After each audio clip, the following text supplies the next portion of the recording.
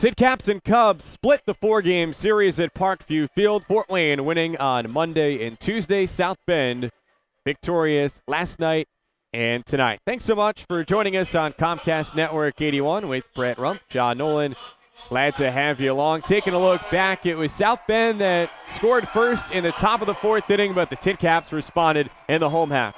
TinCaps bounced right back after South Bend took that lead, and it was Austin Allen turning on one, driving it into the right field corner, and the two runs that come across put the TinCaps in front. And that lead carried into the seventh inning, but game-changing play. A two-run go-ahead triple by the 19-year-old Andrew Monasterio in his Midwest League debut, and all of a sudden, South Bend at that point led 3-2, and they weren't done yet in that top of the seventh inning. Wound up being a four-run frame for the Cubs that included this Eddie Julio Martinez double off of the wall and right.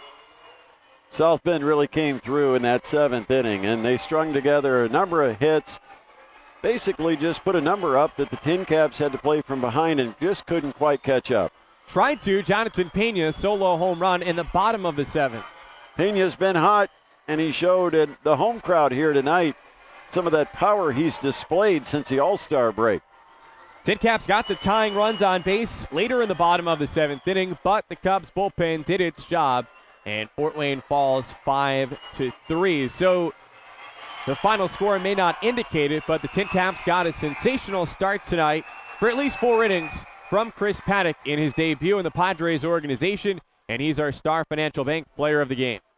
He was fantastic, went to the changeup often and had South Bend hitters out in front. He disguises that pitch so well that he really had South Bend waving through those first 4 innings. There you see Hodges put down to one knee trying to hit that changeup. 6 strikeouts for Paddock. He did not walk anyone in his 4.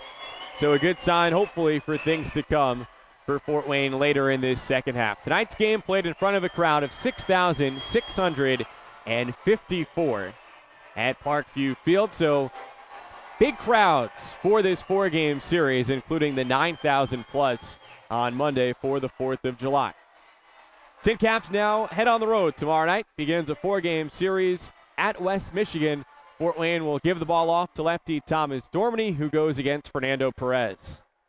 TinCaps got a good indication tonight of what it takes to play at the highest level in this league. South Bend had late inning rally.